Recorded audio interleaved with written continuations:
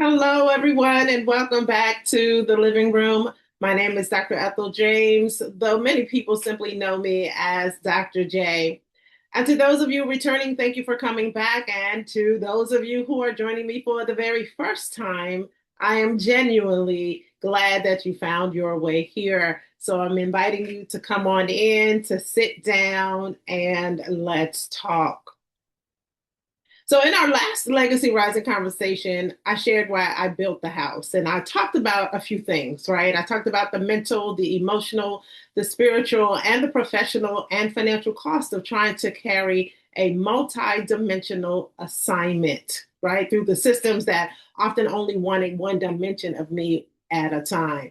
And so I shared the question that became, the catalyst for this entire house. How do I align every move and conversation and opportunity and platform or assignment and relationship and every resource with my God-given purpose so that I no longer live or lead fragmented?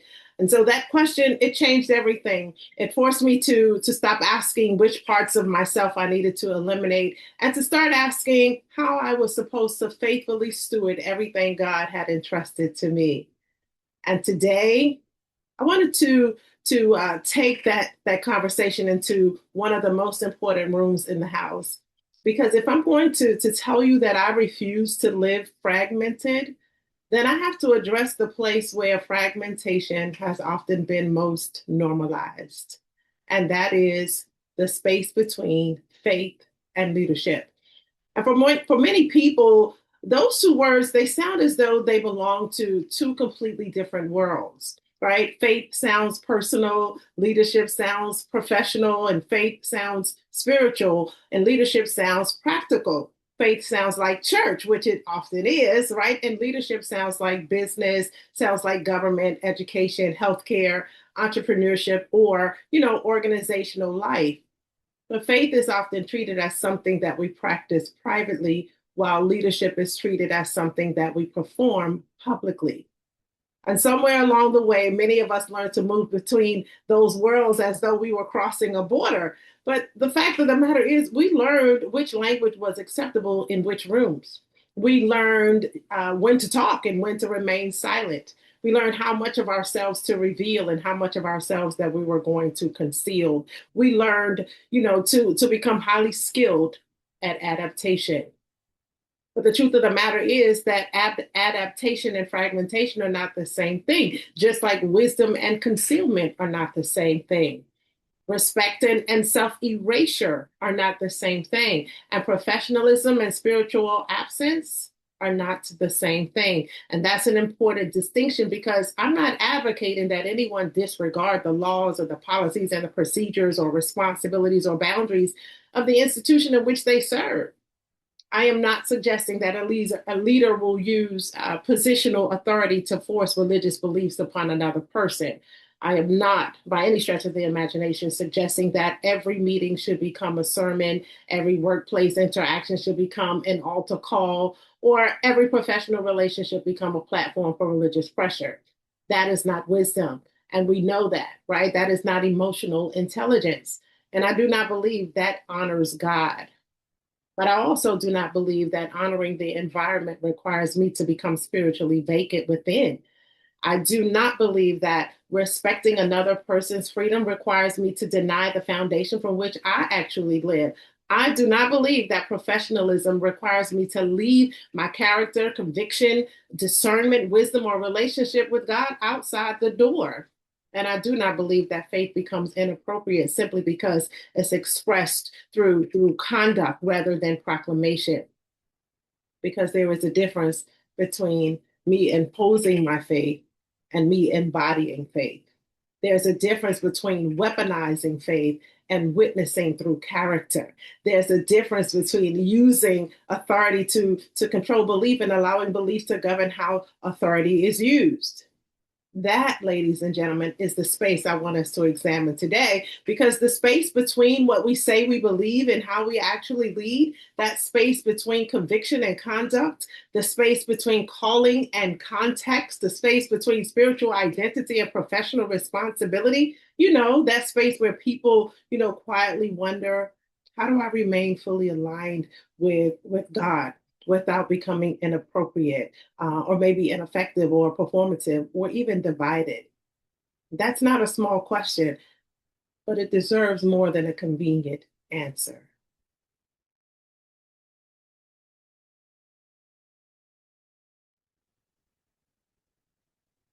People often describe the many roles that they carry as hats.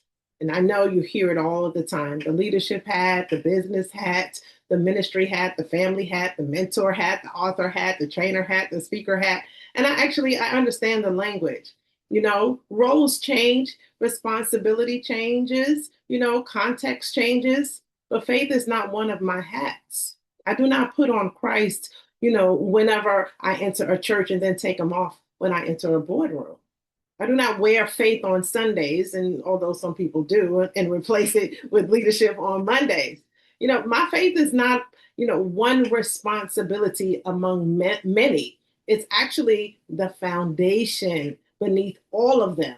It governs how I actually understand identity. It shapes how I define purpose. It influences how I treat people. As a matter of fact, it corrects how I use power. It informs how I handle conflict. And conflict is very real. It's very real in ministry. It's very real in being an entrepreneur. It's very real in being, a sibling. It's very real. And I witness that with my grandchildren consistently, right? But the fact of the matter is that it even challenges how I respond when I have been misunderstood. It restrains me when my ego wants to retaliate. And, we have to keep that under subjection because it reminds me that influence is stewardship. It's not ownership. It reminds me that people are never merely resources or employees or customers or attendees or students or constituents or followers. They are human beings. And as human beings, we're carrying dignity, we're carrying history, we're carrying emotion and fear and possibility. And most importantly, we're carrying purpose. And that understanding, it changes leadership. It literally changes the way you actively listen, the way you correct, the way you make difficult decisions. It changes the way you define success. It changes the way that you treat people who cannot advance your career or promote your platform or increase your revenue or even open a door for you. Faith may not always be announced, but it will always be evidenced. And perhaps that's where many of us need to actually begin, not with the question, how often do I mention God, but with, the question, what evidence of God's work can people experience through the way I lead? Do they experience integrity? Truth without cruelty, compassion without manipulation? Do they experience accountability without humiliation? Or do they experience excellence, which is one of the things that I constantly pursue, right? But are they experiencing excellence without exploitation? Are they experiencing, confidence without arrogance and wisdom without self-righteousness? And that's something that we have to consider because, we want people to make sure that they are experiencing authority without domination. You have to ask yourself, do they experience conviction without condemnation? Because when faith is real, and I mean really real, it should produce some type of fruit, right? A fruit that can be experienced even by the people who don't yet understand the root from which it actually grew.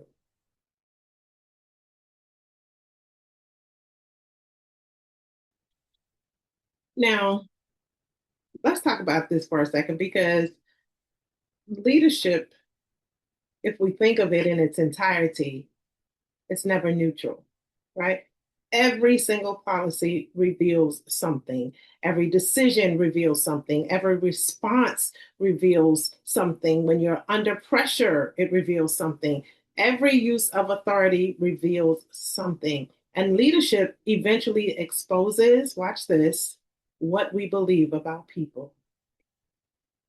It's very simple, right? Do we believe people are instruments to accomplish our goals, or do we believe, goals should be accomplished without sacrificing, the humanity of the peoples that the people that are entrusted to us, the peoples, right? So to the people that are entrusted to us.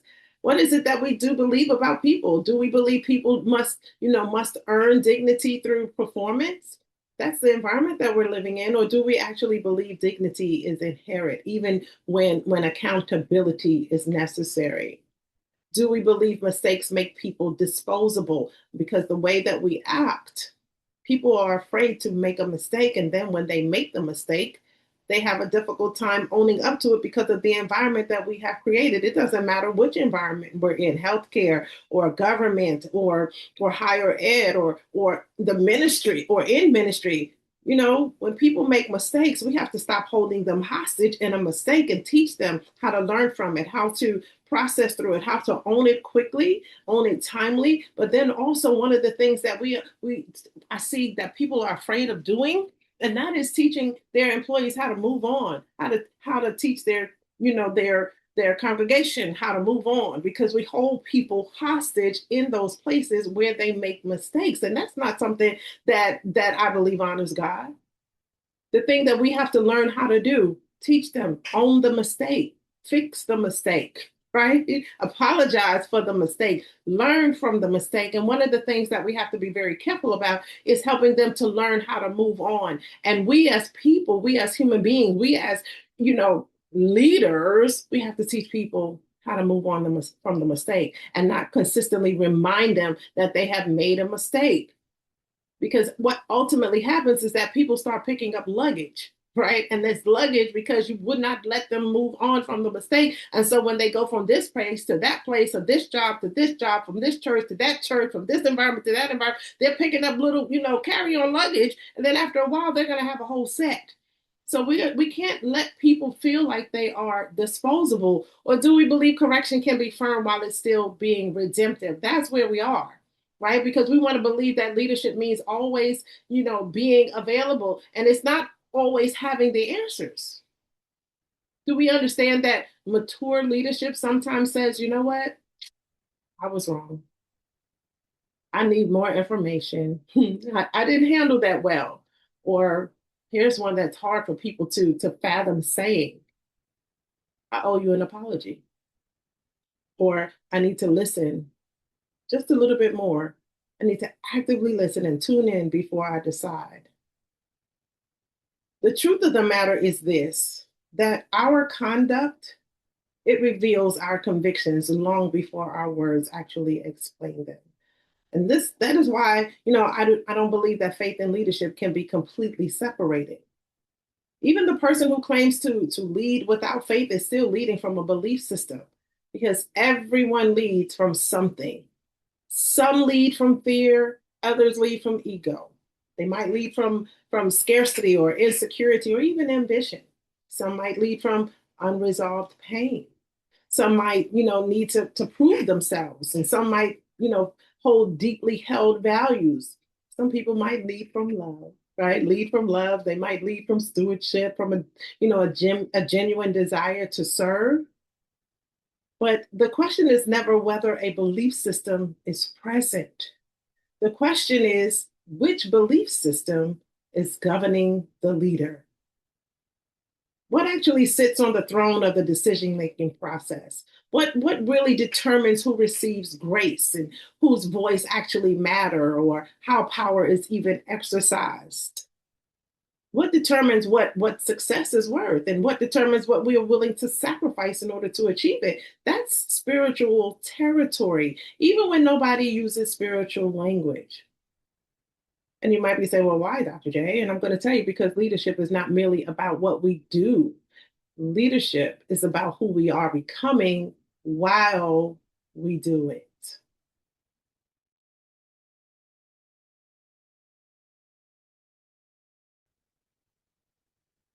Hmm.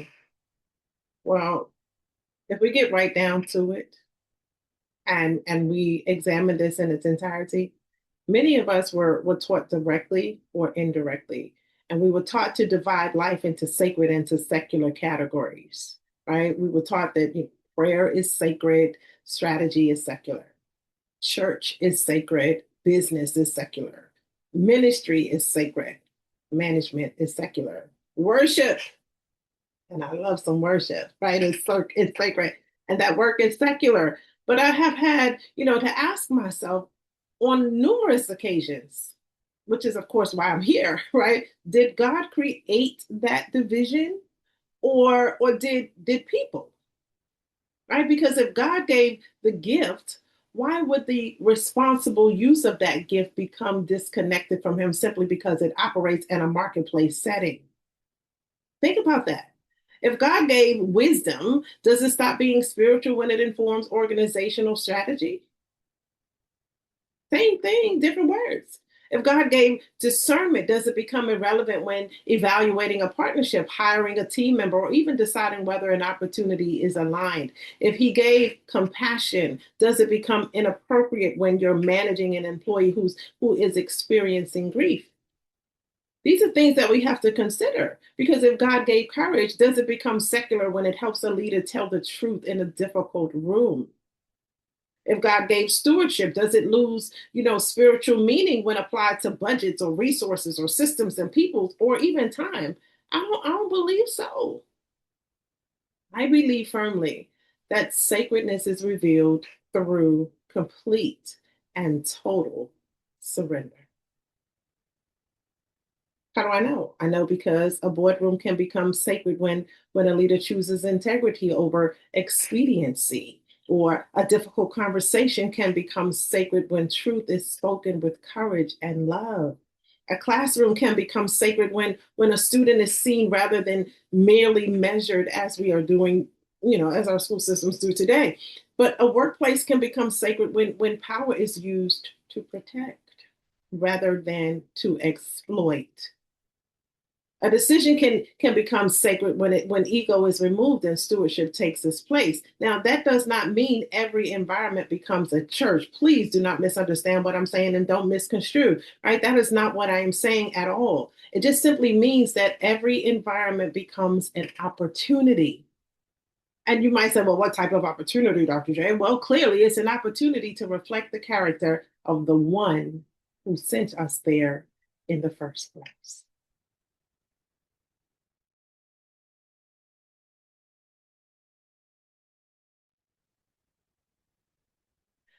One of the models that I would say that has helped me to understand this is, as I've said before, Apostle Paul.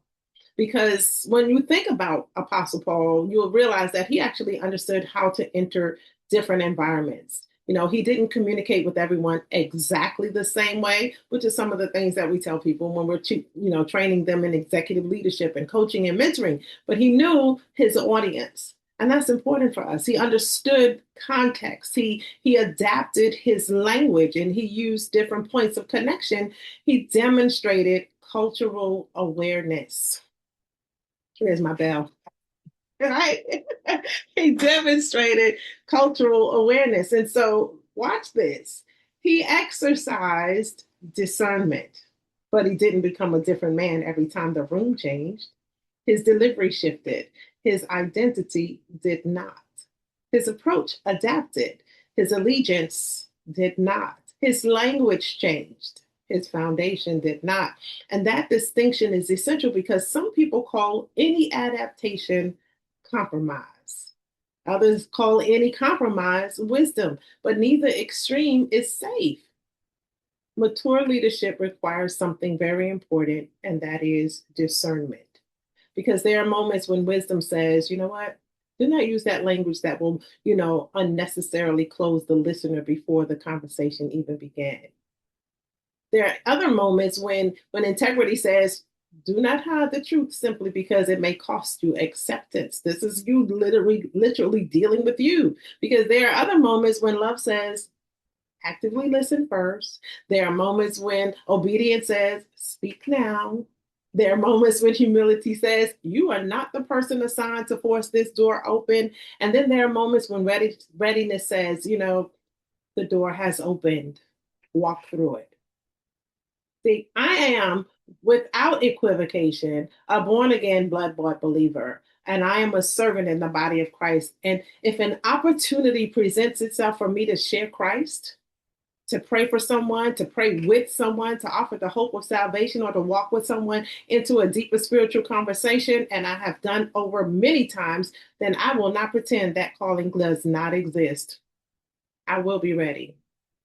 But here's the thing, readiness is not the same as force. Availability is not the same as manipulation, the same way boldness is not the same as insensitivity, and silence is not always wisdom. This is why discernment is key. I do not want to conceal Christ to gain access. I do not want to misuse Christ to gain influence. I don't want to compromise faith for acceptance, and I do not want to perform faith because we have enough people doing that for applause. What I do want to do, I want to faithfully represent Christ in every room while exercising the wisdom to discern how that representation should be expressed. That's the key, because sometimes, it'll be expressed through the words that I speak, and of course my words, they have frequency, right? Sometimes it's through the words I choose not to speak, maybe restraint, or perhaps through advocacy or prayer or excellence or compassion.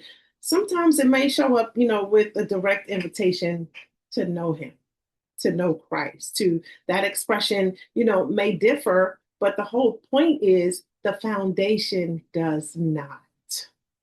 That is what we must remember.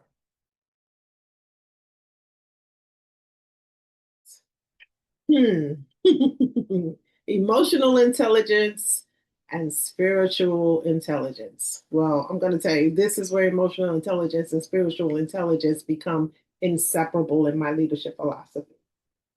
They are inseparable. Let me give you, some working definitions again, because I want you to be able to follow along as I'm teaching this, as we go, as the conversations continue. So when we think about emotional intelligence, I told you last week that it was Daniel Goleman, right, in his book, Why Emotional Intelligence or EQ Matters More Than IQ. I remembered it this week, right? But emotional intelligence is the capacity to recognize, to understand, to steward, and appropriately respond to emotions. So you can get your pen. All right, I'm going to say it again. Emotional intelligence is the capacity to recognize, understand, steward, and appropriately respond to emotions. Guess whose? Our own, right?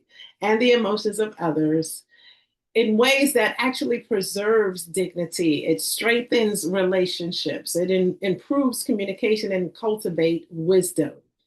All right. So when we think about emotional intelligence, if I were to kind of bring it in for you so that you can chew it as opposed to giving you that full detailed definition, I want you to know emotional intelligence, it helps us to understand what is happening within me. Right? It has those 4 quadrants, and of course, social regulation and all those things, self-awareness, self-regulation, and of course, relationship building. But what's happening within the person that is in front of me? So it is me taking a look at me first, looking in the mirror first, which is why I always have a mirror present, right? So I always have my, smile. You're on candid camera. But the truth of the matter is, it's helping you to identify your emotions, your feelings, your thoughts, and everything else, and helps you to have, intelligent conversations with the person. But it also helps you to anticipate what's happening in front of the other person so that you can effectively respond without reacting to the person. It's asking, what emotion is influencing this decision that I'm about to make? What's being communicated beyond the words, right? And so it's asking me to consider, how do I respond without allowing defensiveness or fear or anger or pride or even insecurity to take control of the conversation, to take control of my interactions with that other person. That is emotional intelligence. And spiritual intelligence, though, is the God-given capacity for you to be able to perceive, to discern, to interpret, and respond to spiritual realities, to define wisdom, conviction, timing, purpose, and alignment through your relationship. That's really the operative word here, relationship with God and the leadership of Holy Spirit. So when we have to examine spiritual intelligence and look at it from a perspective of, how do I make this make sense? How can I chew this definition? Well, spiritual intelligence helps you to understand what is beneath what I can immediately see, right? What is God actually revealing? What motivation or what motive, let me say that, is operating here? I can't get that word out. What season is this, right? We always hear people talk about seasons, and yes, seasons change, but ultimately we're asking what is aligned, what is merely attractive, what requires courage, what requires me to be restrained, right? What is the wise response? And that's a place spiritual intelligence, woo, we need to exercise that, right? Not merely the emotion to react or the emotional reaction. One helps us to understand people, that's emotional intelligence. And the other helps us to understand purpose, that's spiritual intelligence. And so one helps us to navigate the visible dynamics of the people, the person that's sitting in front of us, and the other helps us to discern the invisible influences, the things that causes them to take the actions or the responses that they do. One helps us to regulate our emotions, emotional intelligence. The other helps us to submit emotions to wisdom. So think before you act. Okay, so the other helps us to hear what a person is actually communicating, what they're saying. And the other helps us to discern what the moment is requiring in that moment. And leadership, ultimately, it requires both, right? Because people are not divided beings. I said this to you all last week. We think, we feel, we believe, we remember, we interpret, we discern. Here's another one: we carry wounds. Yes, we do. We carry hope and identity and purpose. And like I said last week, to lead only one dimension of a person is to lead only a fraction of who they are, right? To lead the mind while ignoring the heart, the spirit, or the story is to lead only one portion of the person standing right in front of us. And I am saying again, as I said last week, whole people require whole leadership. And whole leadership requires the ability to understand more than performance. It requires the ability to recognize presence, not merely what a person produces, but what they are carrying while they produce it.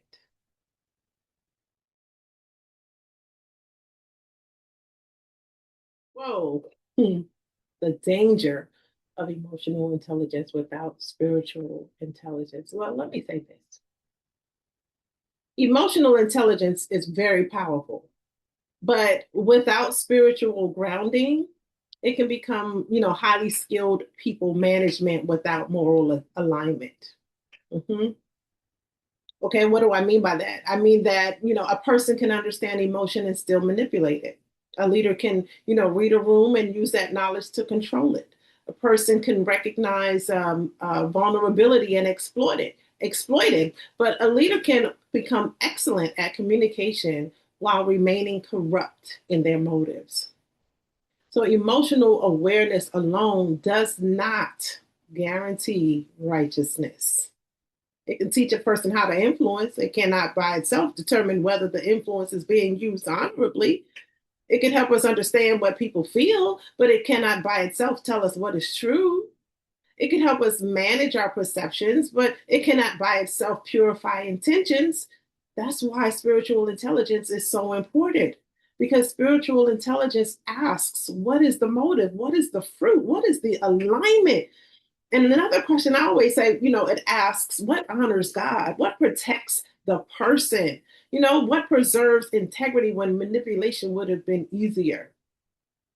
Spiritual intelligence does not replace emotional skill.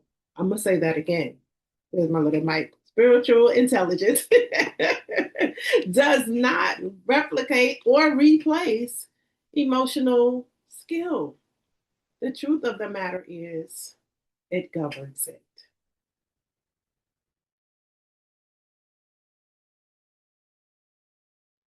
Ooh. Hmm. This is a good one, right? The danger of spiritual language without emotional intelligence. Now, from the last segment, the reverse is equally important because spiritual language without emotional intelligence, it can become very harmful, right? Because a person, and we see this all the time, a person can quote scripture and still communicate without compassion. That's all I'm gonna say for that, right? A leader can claim discernment while refusing accountability. Someone can use, God told me to tell you, or God told me to, right? They'll use it to shut down questions and to avoid examination or control other people. But a person can also mistake harshness for boldness. They can call insensitivity truth. They can call, dominion authority, or domination for that matter, authority. They can call emotional neglect spiritual maturity. I'm gonna just pause right there, right? Because they can dismiss grief by telling someone to have faith and to have more faith. They can silence pain with a verse instead of making room for healing, and they can become so focused on being right that they stop being safe. And that is not spiritually intelligent leadership. Spiritual intelligence should never make us less human. Never, ever make us less human. Right? Because a genuine relationship with God should deepen our humility. It should increase our compassion, sharpen our discernment, and strengthen our ability to honor the dignity of others. And if what we call spiritual leadership consistently leaves people diminished and frightened and manipulated, unheard, or even unable to question authority, then we need to examine what spirit is actually governing it, right? Because faith is not an excuse to avoid emotional maturity. And emotional intelligence is not a substitute for spiritual alignment. They need one another. And this is why I have begun exploring language such as the term that I have coined, unified intelligence, right? And that is the integration, right, of emotional intelligence and spiritual intelligence in a way that enables leaders to understand people, discern their purpose, steward your influence, and respond with wisdom.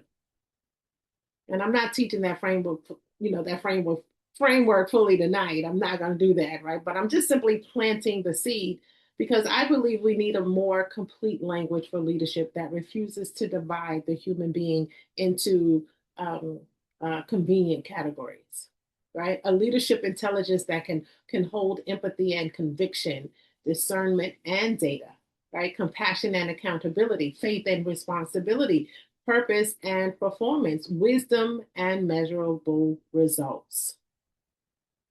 Not one at the expense of the other, but operating together.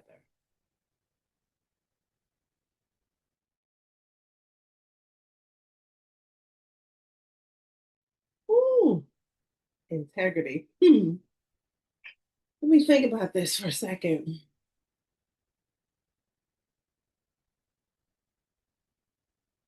This is what I'll say. We often define integrity as telling the truth, right? And truthfulness is certainly part of integrity. But integrity carries a deeper meaning. It carries the meaning of wholeness, of soundness, an undivided, right? Bringing it together, an undivided state. So integrity is not merely telling the truth about what happened. Integrity is refusing to become a collection of disconnected cells. Did you hear what I said? Integrity is not having a piece here and a piece here and a piece there. It is becoming the same person in every room, even when the expression of that person must be contextually wise. Okay. That doesn't mean that we behave identically everywhere, right? Because we don't speak to a child the same way that we speak to an executive team. And we certainly do not communicate in the government training the same way we minister at an altar. Although sometimes when I'm teaching, people come and ask me to pray right while I'm teaching, right? But we do not address a classroom the same way that we address a congregation. The language changes, the method changes, the example changes, but the level of disclosure that changes. But the governing character remains, right? And it remains the same. So the same commitment to truth, the same respect for people, the same submission to God, the same refusal to manipulate, to the same desire to serve with excellence, the same standard of stewardship. That, ladies and gentlemen, is integrity. Not sameness of expression, but sameness a foundation. And honestly, I think many people are exhausted because they have confused adaptation with division. They have created, so many versions of themselves that they no longer know which one is the real person, which is why I always tell people be careful about saying this, the statement that I'll fake it till I make it. Because the reality is this: if you have to fake it all the way until you make it, once you make it, who actually showed up? Is it the real you or is it the person that you made up? Right. So I just tell people be careful of the things that that you say, because at the end of the day, you don't have to choose which one is the real you, right? The professional version, the church version, the family version, the social version, the leadership version, the private version, the public version, the strong version, the struggling version, the acceptable version, the hidden version. And the question becomes, what would happen if you stopped managing versions of yourself and started governing one whole life? Just one, because that's all we keep saying. We have one life. And, people say we have one life to live. But what would change if your values did not have to be reintroduced every time you entered a new room? What would happen if your faith did not disappear but matured in expression? I want you to process that, right? What would happen if your leadership did not overpower your humanity but actually revealed it? What would happen if your convictions became visible through the quality of your conduct? Yeah, I stopped talking. Right? What would happen if people could trust that the person that they encountered publicly was governed by the same principles privately? We see bishops. There was a bishop, God rest his soul. He used to say, it's one thing you live a public success, but a private failure is what he would call it, right? And that is what I mean by living undivided.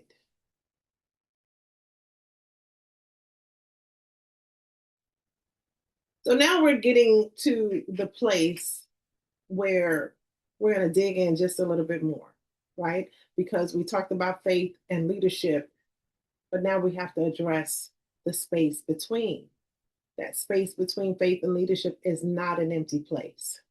It is the place of translation. It is the place of discernment. It is the place of stewardship. It is the place where we ask, what does love require here?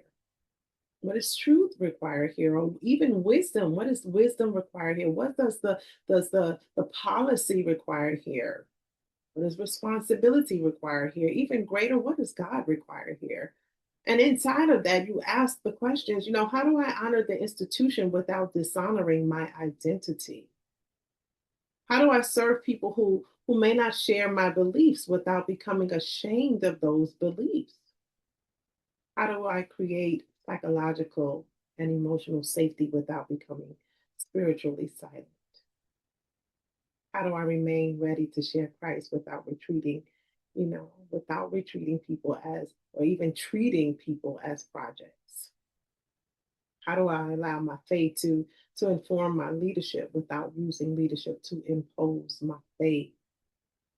That space that I'm just talking about right here, that space, it requires maturity. It's going to require prayer. It's going to require humility and emotional intelligence as well as spiritual intelligence, because it requires knowing when to speak and when to listen, when to explain and when to demonstrate, when to challenge and when to comfort, when to lead, from the front and when to create room for another voice. It is not a space for the careless, and it is not a space for the insecure, because insecure leaders, they often overcompensate. They either hide their faith completely because they fear rejection, or they overstate it because they fear invisibility. But mature faith does not need to perform. It knows who it is. It does not have to dominate the room to remain present within it. It doesn't have to disappear because another person believes differently. And ultimately, when I'm saying to you, it does not become threatened by questions. It does not become cruel when challenged. It does not need institutional power to remain powerful. It just simply, plainly, systematically remains rooted. rooted. And rooted people can enter rooms without losing themselves.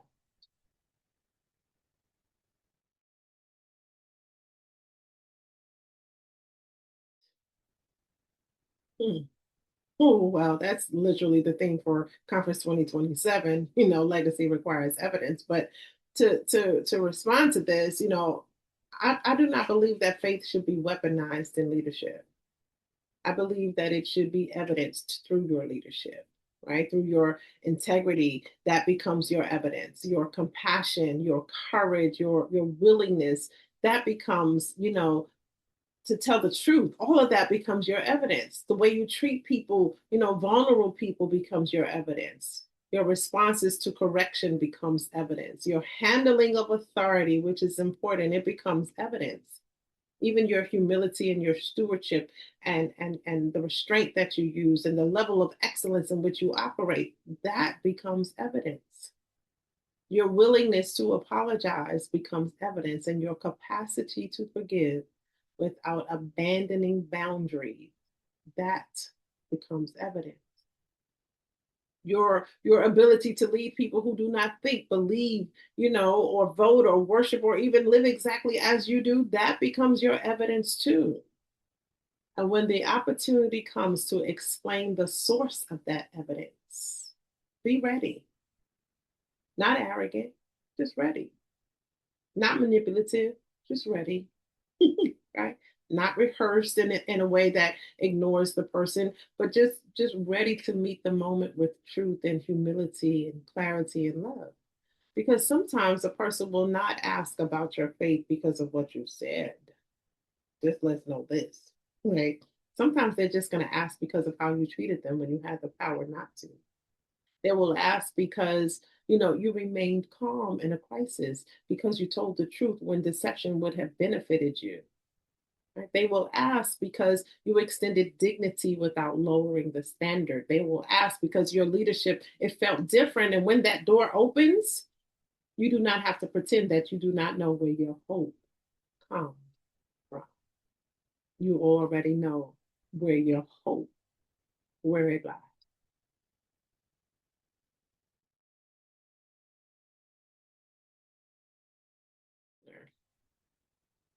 So right now, I'm going to, I have some questions that I do want to ask, right? I want to ask you a few questions, and just I want you to remember that me asking my questions, they're not to accuse you, but they are specifically to being asked to invite you deeper, right? Deeper into the conversation, deeper into your thought processes, deeper into how you're showing up. And so as I, give you these questions, I want you to, play this back, rewind it, right? And answer these questions for yourself. Because we're looking at ourselves here. We're talking about emotional intelligence, and emotional intelligence, it always starts with us. And if we're going to create any type of emotionally intelligent organization, whether it is ministry, whether it's in our entrepreneurship, whether it's corporate America or higher education or government or healthcare or any of the industries that I have worked in and that I continue to work in, I want you to give yourself an opportunity to process these questions because it's important, right? Have you ever mistaken silence for integrity? Have you ever believed that professionalism required you to become spiritually invisible? And if you're watching the playback, I want you to type your answers in the comment section, if you will, or you can reach out to me directly. I'm perfectly fine with that. But have you ever used spiritual language to avoid emotionally honest conversations? I'm gonna just, I'm gonna look at the light bulb. Have you adopted or adapted so completely to an environment that you could no longer recognize yourself within it? Mm, that's a whole conversation that I probably will develop a little bit further, because there was a time where I adapted, and in that process, I kind of lost my voice. But thanks be, okay, let's keep going. All right. Well, here's another one. Have you ever spoken boldly about faith while failing to demonstrate its fruit in the way you treated people? I'm gonna just keep looking around. because I really want you to answer these, right? Have you ever been so connected about being, and really concerned about being accepted that you concealed your convictions, right? You were actually called to carry with wisdom. You hid that because you wanted to be part of, you wanted to be recognized, you wanted to be all these things. So, have you ever been so concerned about being right that you failed to communicate with love? Mm, yeah, I've been there. Have you ever demanded that others respect your beliefs while neglecting to respect their humanity? Now, I'm not talking about compromise here, and I'm not talking about double-mindedness, not by any stretch of the imagination. What I am saying is that God is a ubiquitous God. He's a genius. So I need to ask you these questions. Have you ever called something discernment when it was actually fear? Have you ever called something wisdom when it was actually avoidance? Hmm. Have you ever called something boldness when it was actually pride? Oh, I always talk about that a lot when I'm doing the coaching and the training and the teaching. When people say I'm just being direct. Ooh, we could take a whole lesson on that. Right? Have you ever called something compassion when it was actually a refusal to hold people accountable? Oh, that's just the way they are. No, that's not the way they are. That's just the way we allow them to be. And I'm asking you these questions because they are significant because alignment requires examination. And we cannot lead whole people while refusing to examine the divided places in ourselves. Ooh, let that sit down. We cannot lead people. One of the things that I'm constantly telling leaders and executives and those that are in, maybe the provost or the dean and things of that nature, the CEOs, and I'm telling them this, that if you are not willing to examine the behaviors, and even in ministry, if you're not willing to examine what taught you to be who you are, then you will never change the things that are causing perhaps the disruption in the workplace or the mistrust in the workplace or the miscommunication and the understandings and the misconstruction. We have to look in the mirror at ourselves first, and we cannot lead people if we are fragmented. We have to take the time to examine the divided places in ourselves, figure out where we assign that rule to if it looks like this, if it act like this, if it sound like this, then it is this. What caused us to pause and stay stuck right there and align it in our cerebral cortex, right? And so that we can deal with it at the root. Because we cannot talk about integrated leadership without while ignoring our own contradictions. We cannot ask others to trust our character if our conduct changes whenever the audience changes. Now, we're saying the language changes, right? We're not talking about your conduct. Paul understood that, and perhaps the most courageous work that a leader can do is not public. It is the private work of asking yourself the hard questions. And the hard questions, who am I when nobody rewards my integrity? Who am I when obedience costs me something? And trust me, it will cost you something. Who am I when I have the authority to retaliate? Who am I when the person in front of me cannot help me? You start examining yourself. That's where emotional intelligence, that self-awareness, that spiritual intelligence comes into play. Who am I when my faith is challenged? Who am I when my leadership is questioned? Who am I when my intentions are misunderstood? Woo, when all of the misses show up in your workplace, and I'm talking about the misunderstanding, the misconstruement, the all of the misses, right? Who are you when they show up on your job, when they show up in your church, when they show up in your home, when they show up in your relationships, all of the misses, misunderstood, misconstrued, miscommunication, right? All of those you have to ask. And who am I when God asks me to be quiet? Who am I when God asks me to speak? That's where your alignment, that's where it's tested. Period. The end.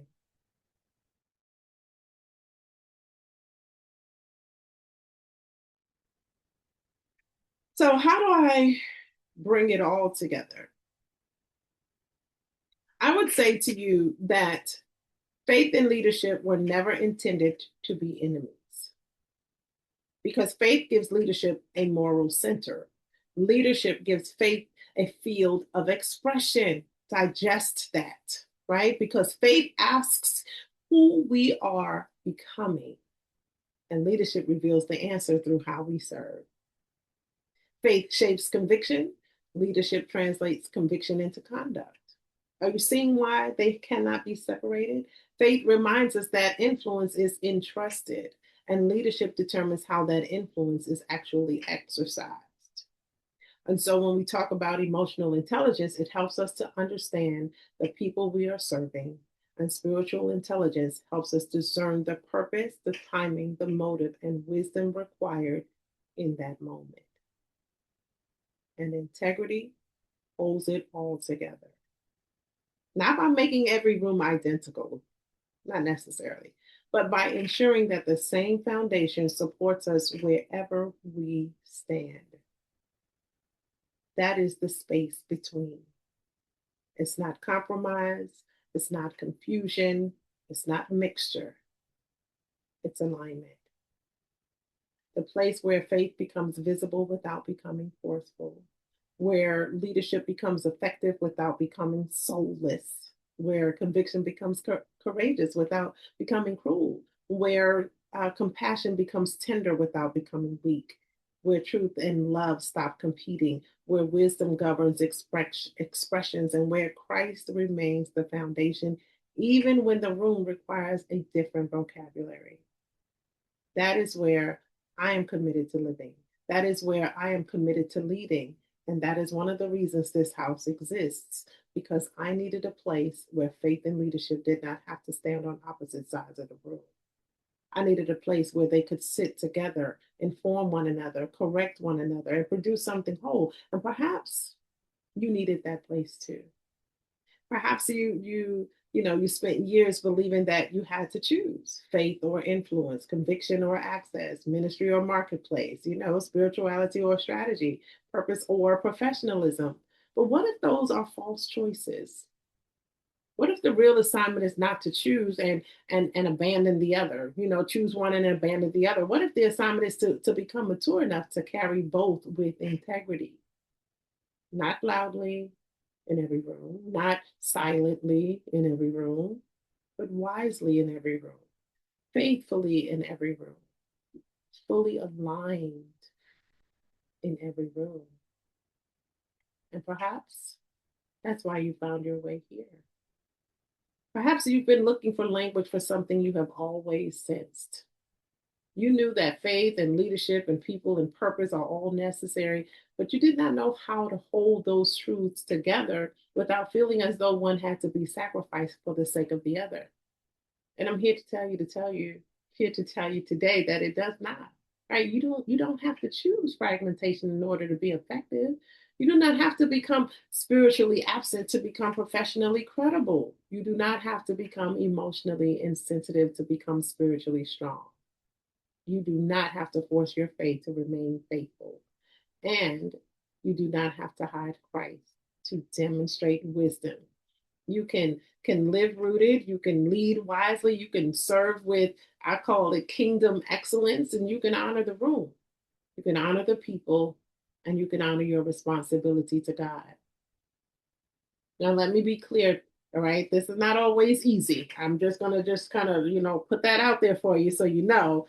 It's not easy, but it is possible and it is necessary.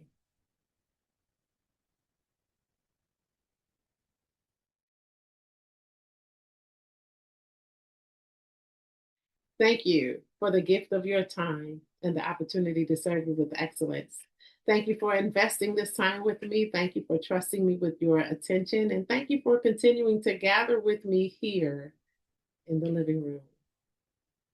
If this conversation challenged something you have always assumed, do not rush past it. I want you to do me a favor and make a commitment to sit with it, pray about it, journal about it, and then ask yourself, where you may be, may have confused adaptation with fragmentation, faith with force, or professionalism with concealment, or leadership with performance.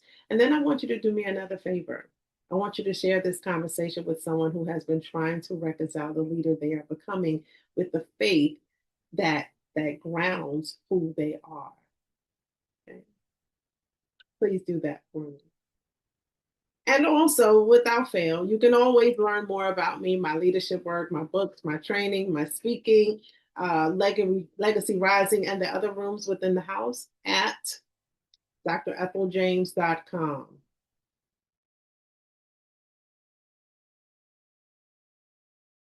And next week, I want somebody to say next week, we're going to address a question that has silenced, minimized, and exhausted far too many gifted people. And that is, drum roll, what if you are not too much? Because perhaps the problem was never that you were too much.